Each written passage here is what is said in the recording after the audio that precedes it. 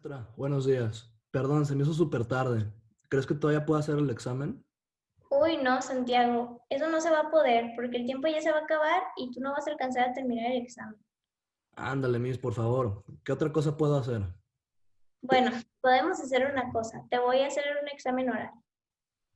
Mil gracias, Miss. Ok, vamos a empezar. Todas las preguntas que te voy a hacer van a estar ligadas a la situación que te voy a decir ahorita, así que escucha bien. En 2014, un derrame de hidrocarburos hizo que se contaminara el río San Juan en Nuevo León. Los daños ocasionados no son físicamente visibles, pero se detectó que la refinería sigue tirando aguas residuales con hidrocarburos, lo que está causando daños en el ecosistema. ¿Listo para empezar, Santiago? Listísimo, Miss. Ok, primera pregunta. ¿Qué es un hidrocarburo?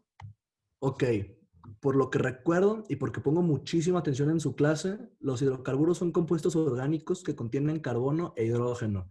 Se encuentran en la naturaleza como líquidos, gases y a veces como sólidos. Por ejemplo, el petróleo es una combinación de hidrocarburos. ¿Estoy bien? Sí, lo suficiente. Muy bien, ahora escucha los siguientes hidrocarburos con sus estructuras moleculares y dibújame las estructuras de Lewis y dime su geometría molecular. Metano CH4, butano C4H10, propano C3H8, etano C2H6, hexano C6H14, benceno C6H6 y agua H2O. Ok, mira, maestra, para que no se asuste, te voy a ir avisando que aquí de la nada se van a ir apareciendo las estructuras. Pero bueno, mira, aquí puedes ver la estructura de Lewis del metano, tiene una geometría tetraedral porque tiene 4 pares enlazantes. Aquí puedes ver la del etano, que tiene una geometría tetraédrica para cada carbono porque tiene 4 grupos de electrones y son todos pares enlazantes. Aquí puedes ver la de propano, que para cada carbono hay una geometría tetraédrica porque tiene 4 grupos de electrones y los 4 son enlazantes. Aquí está la del butano, aquí está la del hexano, con una geometría tetraédrica porque tiene 4 grupos de electrones y los 4 son enlazantes. Aquí está la de benceno, que es una geometría molecular trigonal plana porque tiene 3 pares de electrones y los 3 son enlazantes. Y finalmente aquí está la estructura de Lewis del agua, que tiene una geometría molecular bent porque tiene 4 grupos de electrones, 2 enlazantes y 2 libres. Ok, eso sí, estuvo interesante. Siguiente. ¿Cuáles son las propiedades físicas y químicas de los hidrocarburos y del agua? Analiza su polaridad y la polaridad de las moléculas, su solubilidad, la densidad y viscosidad. Ok. Empezando con el agua es polar, es soluble con otros disolventes polares, tiene una densidad de, según mi recuerdo, 997 kilogramos por metro cúbico y tiene una baja viscosidad. En sí la viscosidad depende mucho de la temperatura, pero en sí es algo, una viscosidad muy baja. Y bueno, con los hidrocarburos son apolares, o sea, no polares, son solubles con otros disolventes apolares, o sea, no se disuelven en agua. Y de densidad, los hidrocarburos son menos densos que el agua. Por ejemplo, el metano tiene una densidad de 0.657 kilogramos por metro cúbico, el benceno de 876, el etano de 1.18 y el hexano de 655. Su viscosidad también es mucho mayor a la del agua. Muy bien, ahora me vas a decir cuáles son las interacciones intermoleculares entre las sustancias químicas involucradas. Claro, me refiero al agua y a los hidrocarburos. Pues como todos los hidrocarburos son no polares y el agua es polar, la interacción entre el agua y los hidrocarburos es dipolo-dipolo inducido. Según recuerdo, el agua es el dipolo y los hidrocarburos dipolo inducido. Y agua es dipolo inducido y también tiene puentes de hidrógeno, aunque es importante mencionar que los puentes de hidrógeno son los más fuertes. Uy, Santiago, ¿cómo que dipolo inducido? Dipolo, dipolo, pero está bien, te la voy a tomar por buena. Muy bien, siguiente pregunta. ¿Qué método o técnica pueden utilizar para hacer la separación de los hidrocarburos y el agua? Uy, está medio difícil, pero bueno.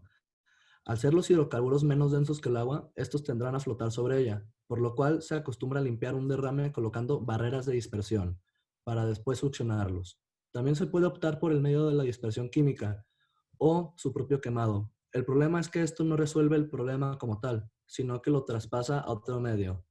La manera más efectiva y limpia de hacer dicho proceso es por medio de unos aparatos llamados separadores de hidrocarburos. los cuales, como su nombre indica, son responsables de la separación de dichos compuestos, aunque solamente puedan tratar parte del agua que les llega. Hay dos tipos, que la clase 1 la verdad son los mejores, son mucho más eficientes, y la clase 2 que no son los más adecuados, sin embargo, en algunos casos funcionan. Ya casi, maestra, ¿cuántas preguntas faltan? Sí, ya casi acabas, solo te faltan 2 preguntas. La penúltima es, ¿cuál sería tu reflexión acerca del impacto ambiental y social de este problema? Bueno, los derrames de petróleo son un ejemplo de la repercusión que tiene el mal manejo de las sustancias volátiles. Pueden provocar un daño irreversible a la flora y fauna de la zona, así como daños a la salud humana por el consumo directo del agua o indirecto por el riego de cultivos con agua contaminada o al darle agua a los animales destinados a la ganadería. Todo eso se acarrea también un impacto económico que afecta demasiado a las comunidades que se encuentran en los alrededores. Muy bien, ahora ya para terminar, ¿crees que se han respetado los derechos al agua y el derecho al medio ambiente sano para esta comunidad? Piensa que estos derechos deben ser garantizados por el Estado mexicano de acuerdo con la legislación internacional y nacional vigentes. Mm. Claramente no se han respetado ninguno de estos derechos, puesto que aunque el derrame se dio en el 2014, se ha detectado que la refinería sigue contaminando el río. Si bien no es nada, comparado al derrame de 2014, la refinería es un gran problema tanto social como ecológico. El Estado mexicano debería de regular de una manera más estricta la refinería o no dejarla continuar trabajando. Ese es su deber con los ciudadanos que se ven afectados. ¿Saben qué? Me gustó tanto esta dinámica que ahora cada uno va a dar una conclusión. Recuerden subirla a Canvas. Dale, muchas gracias, maestra.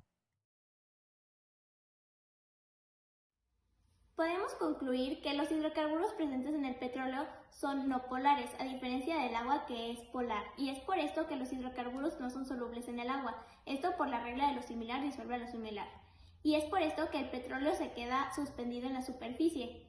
A pesar de esto, los derrames de petróleo traen un gran impacto en los ecosistemas porque traen contaminación, daños a la fauna, a la flora, y hasta la salud humana y a las actividades económicas que se hacen en la zona. Como conclusión, me gustaría decir que este trabajo me ayudó a entender por qué los derrames de petróleo son malos.